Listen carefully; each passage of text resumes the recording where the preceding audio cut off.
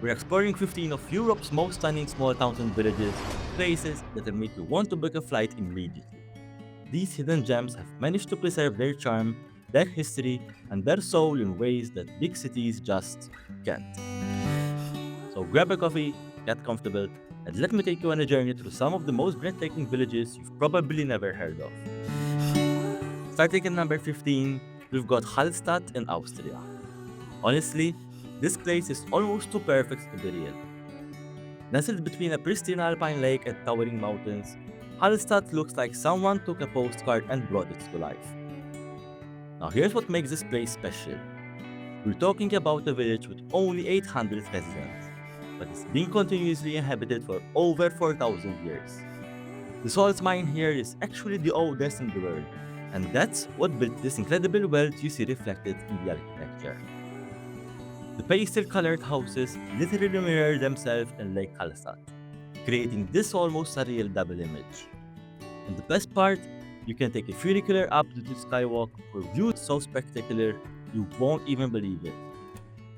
But here's the thing about Hallstatt, it's become so popular that they've had to limit tourism.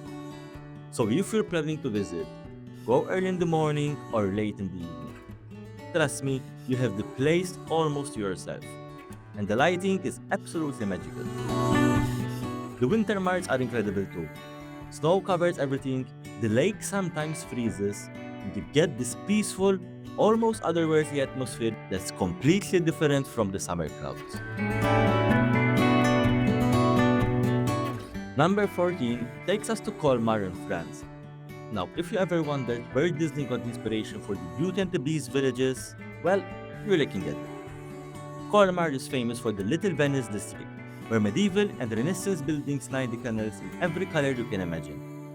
We're talking bright yellows, deep blues, vibrant reds. It's like someone decided that grey and beige were banned from the city planning. What's fascinating about Colmar is its history. This place has been passed back and forth between France and Germany so many times that the architecture is this incredible blend of both cultures.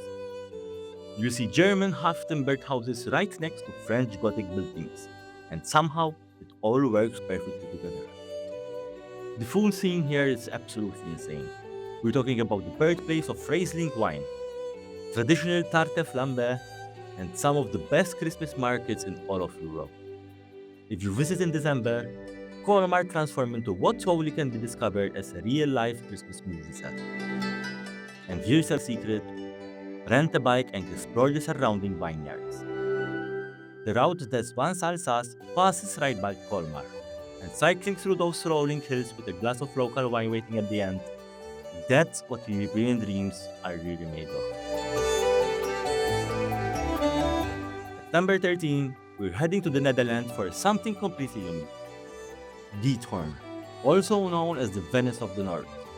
But here's the crazy part: there are no roads in the old village center.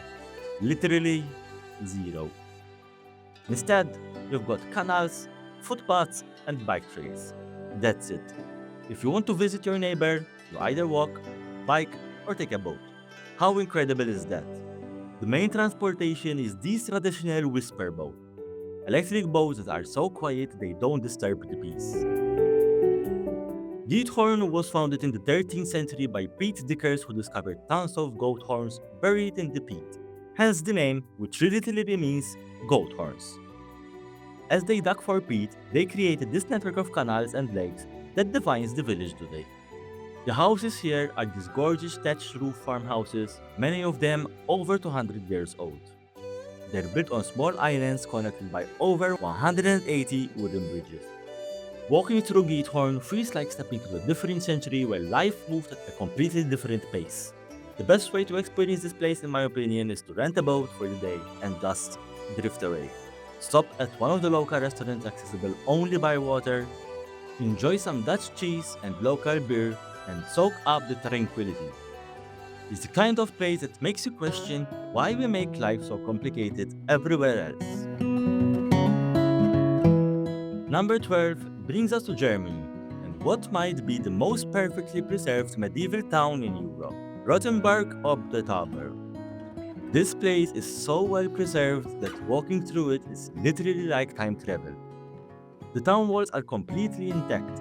We're talking about 2.5 kilometers of medieval fortifications that you can actually walk along. From up there, you get this incredible bird's eye view of the red tiled roofs and the surrounding Bavarian countryside. Now, here's what's really cool about Rothenburg. During World War II, it was supposed to be destroyed, but an American general who fell in love with the town's beauty helped save it. Today, it's a UNESCO World Heritage Site, and honestly, every corner looks like a movie set. The Marktplatz is the heart of everything. A gorgeous town square surrounded by colorful buildings, each one more photogenic than the last. And if you're there at the right time, you might catch the Meistertrank show, where locals reenact a legendary drinking contest that supposedly saved the town from destruction in 1631. But Rothenburg isn't just about looking pretty.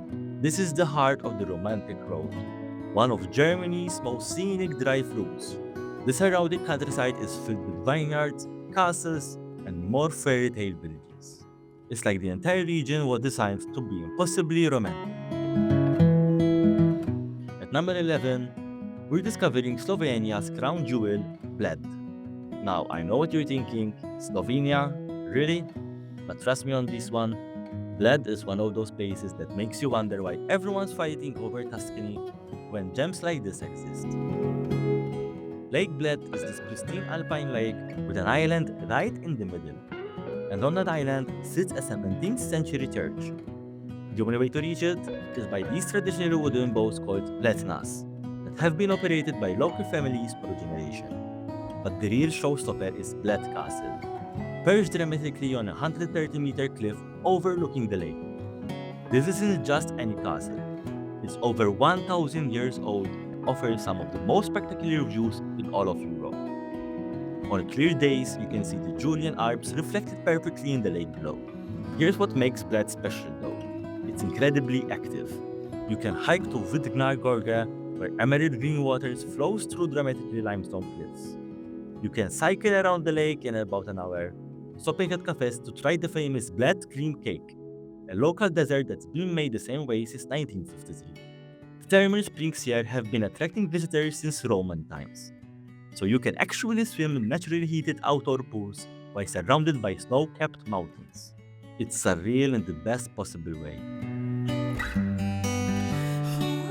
Number 10 takes us to Portugal, and the absolutely magical town of Sintra.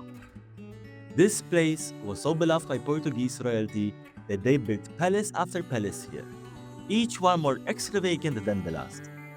The Pena Palace is like something out of a fever dream.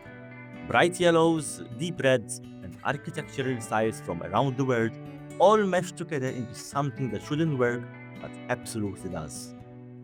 It sits on top of the hill surrounded by exotic gardens filled with plants from every continent. But Sintra isn't just about palaces.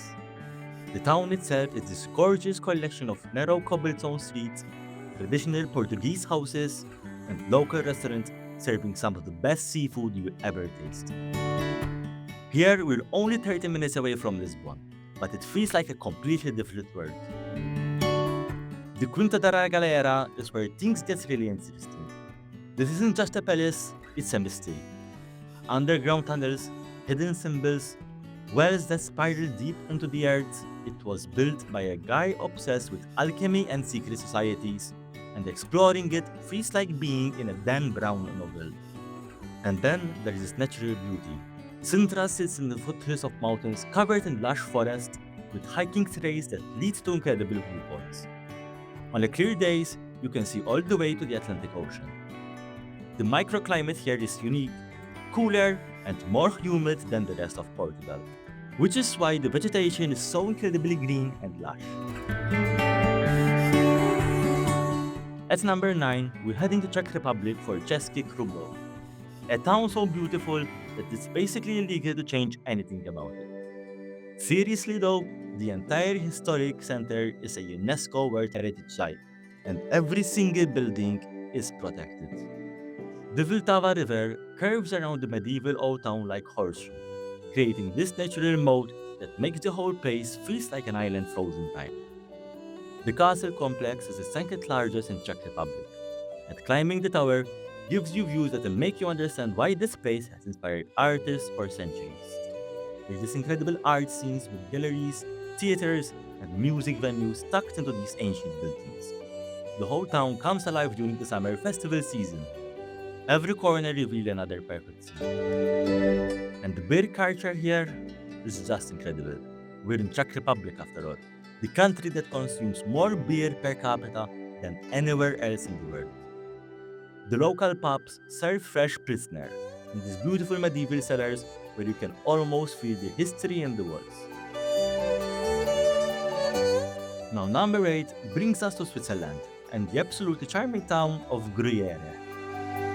Yes, that Gruyere, as in the cheese. But this place is so much more than dairy products. Trust me. Gruyere sits on the hilltop surrounded by rolling green pastures and the dramatic Swiss Alps. The entire old town is car-free, so you park at the bottom and walk up the cobblestone streets that has barely changed since the Middle Ages. The castle at the top dates back to the 13th century and houses some incredible art collections. But let's pause and talk about the food for a second. This is a ground zero for Swiss gastronomy. The fondue here isn't just a meal, it's an experience. Made with real Gruyere cheese that's been aged in caves right here in town, served with local white wine and crusty bread. It's what Swiss dreams are made of. The surrounding countryside is perfect for hiking. You've got the Molesen mountain nearby, where you can take a funicular to the top for 160-degree views of the Alps and Lake Geneva. In winter, it's a ski paradise. In summer, those same slopes are covered in white flowers and grazing cows with actual cowbells. At number 7, we've got Spain's best kept secret, Albarracin. I told you number 7 would blow your mind, and here's why. This entire town is built from pink sandstone that changes color throughout the day. At sunrise and then sunset, the whole place literally glows.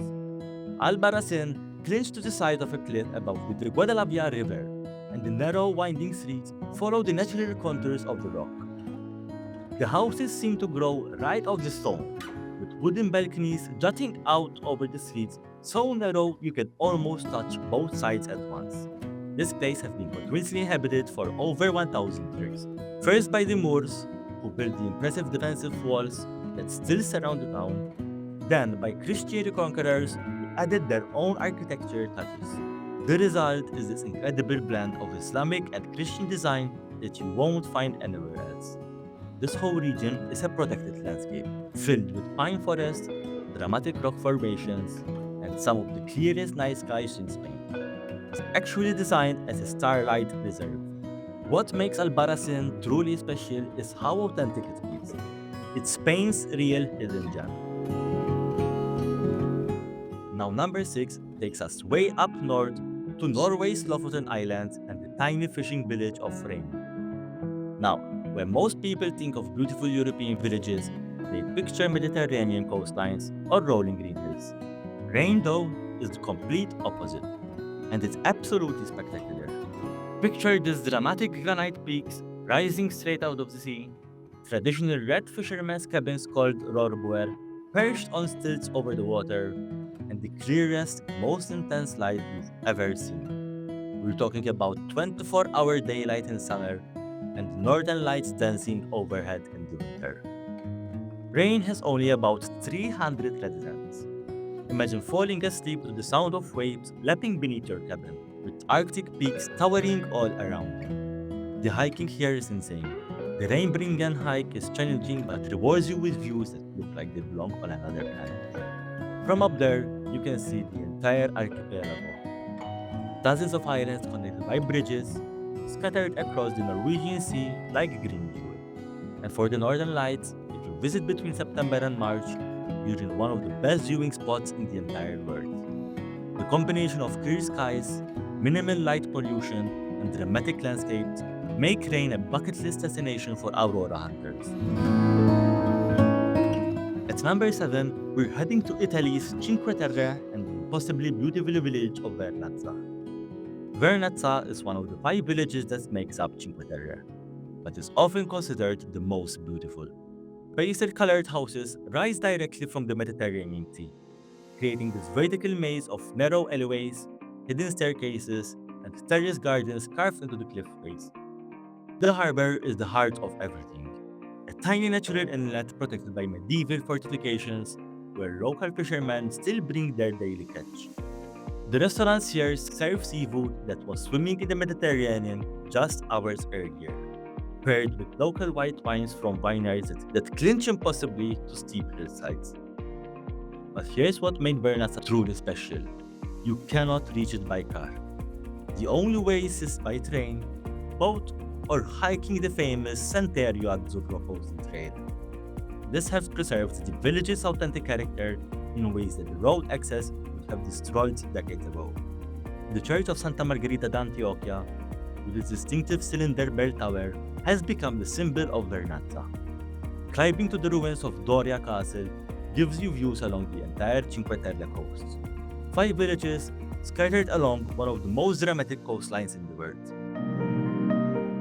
Number 4 brings us to Croatia and the stunning island village of Pusiska on Brac Island. This place is famous for one thing: white limestone, so pure and beautiful that it was used to build the White House of Washington DC. Pusiska sits in a deep bay surrounded by hills covered in pine forests and olive groves. The village itself is built entirely from the local white stone, creating the incredible harmony between the architecture and the natural landscape. Every building glows with this warm golden light that changes throughout the day. This is still a working stone carving village. The stonemasonry school here has been training craftsmen for over 100 years. And you can watch students learning techniques that have been passed down for generations. The precision and artistry are incredible. These aren't just buildings, they're sculptures. The harbor is perfect for swimming, with the crystal clear Adriatic water in a protected bay surrounded by white pebble beaches. The water is so clear you can see straight to the bottom, and the contrast between the white stone, green pine forest, and turquoise water is absolutely stunning. Local families still fish, make olive oil, and carve stone just as their ancestors did. At number 3, we've got Portugal's most unique village, Monsanto. This place was recently built into and around massive granite boulders, creating the most unusual townscape you'll ever see. Houses are wedged between giant rocks, with some boulders forming entire walls or roofs. Streams wind around obstacles that have been there for millions of years. And in some places, you have to squeeze between rocks to get from one part of the village to another. It's like nature and human ingenuity had a collaboration. Monsanto was named Most Portuguese Village in the national contest in 1938, and you can see why. This place represents the Portuguese spirits of making the impossible work. Instead of moving the rocks, they built around them. Instead of fighting the landscape, they embraced it. The castle ruins at the top of the village offers incredible views across the countryside towards Spain. This border region has been contested for centuries, and Monsanto's strategic position made it an important fortress. What's amazing is that people still live here, still raise families here, and still tend gardens wedged between ancient granite formations. It's a testament to human adaptability and the Portuguese talent for making beauty out of challenging circumstances. At number 2, we're back in France, Riqueville, a village so perfectly preserved that it feels like a movie set from a medieval fairy tale. Riqueville has been protected from development for centuries because it's completely surrounded by vineyard walls. This natural barrier has kept the modern world at bay, preserving half-timbered houses, cobblestone streets, and medieval fortifications exactly as they were 500 years ago. Each building has its own personality, with carved wooden details, wrought iron signs, and flower boxes that change with seasons. This is a serious wine country. The vineyards surrounding Riqueville produce some of the Alsacia's finest Rieslings. Many of the colorful houses along the main streets have wine cellars that date back centuries, where you can taste wines made from grapes grown on the hillside visible from the village. The Christmas market here is legendary. The entire village transformed into a winter wonderland with traditional crafts, mild wine, and the kind of atmosphere that makes you believe in magic. But honestly, Riqueville is beautiful in every season.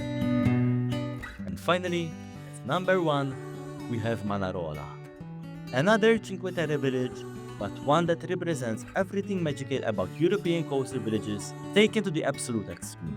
Manarola is a pure vertical living, houses painted in brilliant colors stacked impossibly up a cliff face, with terraced vineyards carved into slopes so steep they seem to defy gravity.